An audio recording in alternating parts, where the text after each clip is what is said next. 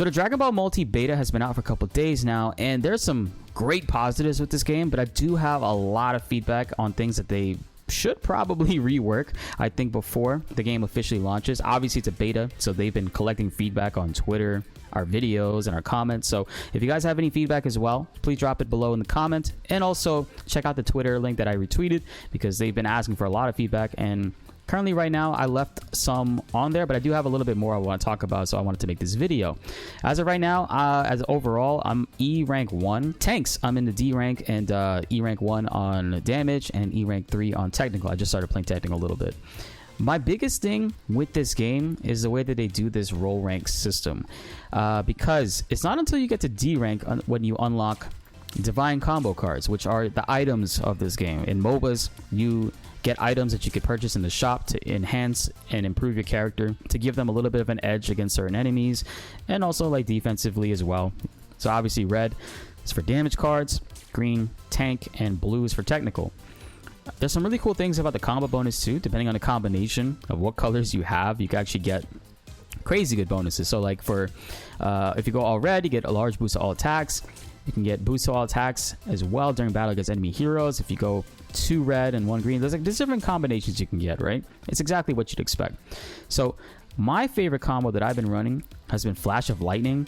So anytime you use a vanishing step, which is your dash or disappear, your next attack within 2 seconds will deal bonus damage on the enemy. And this has been the complete game changer when it comes to getting that kill on some enemies that are crazy defensive. Looking at you, Zamasu. Snowball I thought was going to be really good, and it is good if you can keep your stacks, but if you die, you actually lose half of your stacks, so it can be kind of demoralizing and hard to run this against actual real players. So Flash of Lightning I think is more consistent overall, and this build gets a little crazy towards the end, so we'll talk about it a little bit more. So in tier 2 now, you can't go tier 1 again and get another one of these if you already have one over here. I would go with either one of these defensive options. Solid Barrier seems good. You don't take damage from enemy heroes for 10 seconds, and then you're going to get a barrier that reduces damage that can be broken after 1 second. I think if this lasts the entire game, I haven't tested it yet, this might be really good, but I've been using Steel Skin, as you can actually tank a lot of hits, especially rush attacks that are supposed to kill you and stay alive. And if you're Vegeta or Zamasu, you ain't dying anytime soon.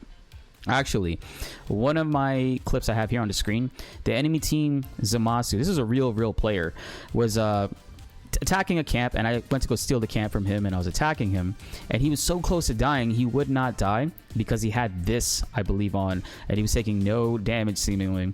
He could have had this maybe, but he stopped moving, and he's like laughing at me essentially because I could not kill him. So then I used Flash of Lightning to deal that bonus damage that was left, and it completely obliterated him. Real big game changer running these guys, real big game changer. And then the final and third tier I go for is this blue card, Limit Breaking Jump.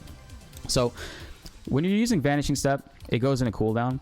What this basically does is it gives you 2 Vanishing Steps to use in a row. So you could Vanish Step, hit somebody to deal big damage, and then Vanish Step again when it's on cooldown to hit them again and make this proc one more time. The only negatives to this is that it does make you not able to use skills for 1 second, and then it also adds a plus 5 second cooldown to all of your skills, which does sound negative, but I think in the end game it's okay, especially since characters like Vegeta and other ones as well can reduce their cooldown with certain abilities. And also if you have a red, green, and a blue, you get this combo bonus called Trinity Force, which boosts all of your attack and your defense, and it also reduces your skill cooldown time, which I haven't tested it yet.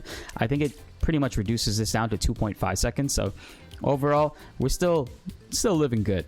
I think this is a great combo, but the only negative I have about these cards and the card system is that you don't get it if you're at E rank in any other classes. You have to be D rank first. And I get it, they probably do this so this way it's less things for newcomers to have to monitor and know, and it can be kind of overwhelming. But I think from the jump, especially since I'm in D rank and I've been matching up against E rank players and demolishing them because they don't have items, and then vice versa, it's happened to me when I was in E rank, I think that all ranks should have this available because it is a huge game changer. And I get the reason why they're doing it is because they want you to learn how to play the game, how the game flow is supposed to be, and then introduce it. But nah, this needs to be something from the jump. And also, the worst thing about it is if I play any of these other roles that aren't in D rank, I don't get access to those items. So I don't really like the way that works. And another thing, a lot of people are very upset about this. You can't get Trunks or any of these grayed out characters here, even if you have the coins to get them, because if you try, even if you have the amount of points you need to get their shop level to level 2 in order to purchase them. And in order to do that, you got to spend 34,000 hero coins. That's the purple coins. And you only get these if you level up one of your pre-existing characters. So for me, I have 4 characters. I have Android 18, Krillin, Vegeta, and Goku, which you get XP for in each match. It's random. So my Goku is 5-star. I can't level him up right now, but I need 350 more XP to get him there.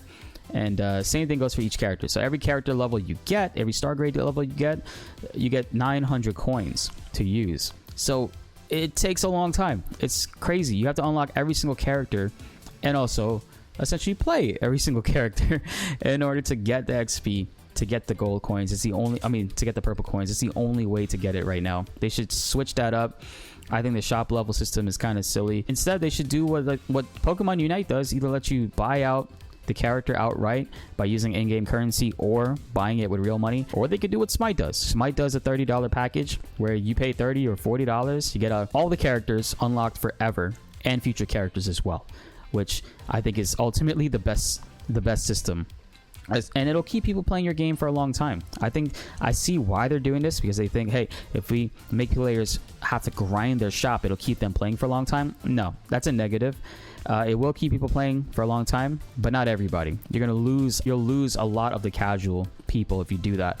If you just have it outright where people could buy and play the character they want to play as, you'll keep people around even longer, especially since this game is really, really well done and really well polished, I think, in my opinion.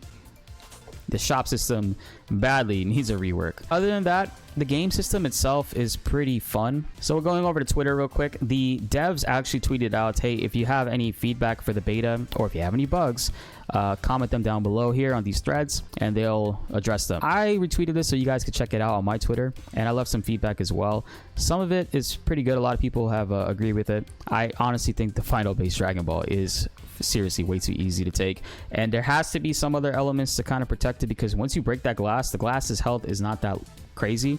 Once you break that, you just walk up and you could pick it up. I feel like there needs to be another enemy to fight there, something that fights back, rather than a stationary base. But the shop level lock off is something that definitely needs to change, and tanks are just way too good. I play tank. I love tanks are fun, but tanks should never do more damage than the damage characters. My Vegetas and Zamasu, whenever I play as either one of them, are putting up 30,000, 40,000 damage. It's just ridiculous. The sustain that they get, the health that they regenerate as well, their defensive capabilities, it's crazy high. It's hard for damage characters to deal with that. So I think that tanks need a little bit of a rework. I don't want them to nerf their damage completely, but there are some things they can do to kind of like bring them down a little bit, because things just get a little insane. And if you start off playing as a tank, it kind of like skews your perspective of how the rest of the game is supposed to be, because tanks never need to go back to the base to heal. They just heal out in the field over time and build them defenses too. Whereas like I started off playing as Vegeta, and then when I picked up Android 18, I kept dying a lot because I realized she wasn't healing unless she went back to base. Ultimately, I think the game is an incredibly fun product, and they just need to make some changes, some reworks to certain things before it launches, which I don't think is too far from launching. I see they're on patch 0.8, which isn't too far from 1.0, so I can see this dropping within a couple months because of how well polished it is. My only other feedback too is that the UI in battle can be very tough to watch for spectators, because even myself, the first 4 games, it took me to get used to just reading the map, seeing what's happening. There's just way too much stuff happening on screen. It's way too busy. I think there has to be a way for them to dial it back. Like I think some animations don't need to play, like when the Champa Tower or like the Nappa comes in. It's just way too much stuff happening on screen. Somebody commented on Twitter talking about how it's a sensory overload, which I agree. So if they plan to do tournaments and they're using Spectator to plan the tournaments and to show us gameplay for it, it can be very hectic for newcomers to really understand what's going on. So I think it would be really cool for them to look into that and help them out in the long run. Other than that, I think that's all that I have to say about the game. I've actually been playing a lot more controller recently. The keyboard, I think, is stupid because the way that you vanish step is with the F key, and you have to move around with WSAD. So it's very difficult to consistently use it, because you have to stop moving in order to use it, there's this key right here, vanishing step with double tapping movement key. I turned this on and it was actually not as good, because you could just tap whatever movement direction you want and vanish. It doesn't work that way. It stops you from moving and then you vanish. So it's very inconsistent. I've been playing more on controller. It feels really good. Controller feels insanely polished, and the auto aim feature for your abilities is really well done on controller. I highly recommend it. Adjust your stuff too to least life remaining, so it targets the squishier enemies, the ones that are about to die, so you secure more kills. That's all I have to really say. If you guys have anything else, please leave a comment down below. Let's get a discussion going. And also let me know which character is your favorite. I know nobody has Trunks gameplay. I'm trying to get him ASAP, but it is taking a long time. Looks like I'll probably be there within like a couple days. The beta ends I think September 3rd, so I hope they extend it because of that first day. The first day the servers were all down and they haven't even gotten the friends inviting stuff working. They did drop a news update saying that they found a bug in the friend party system and they applied a fix, but it's not consistent.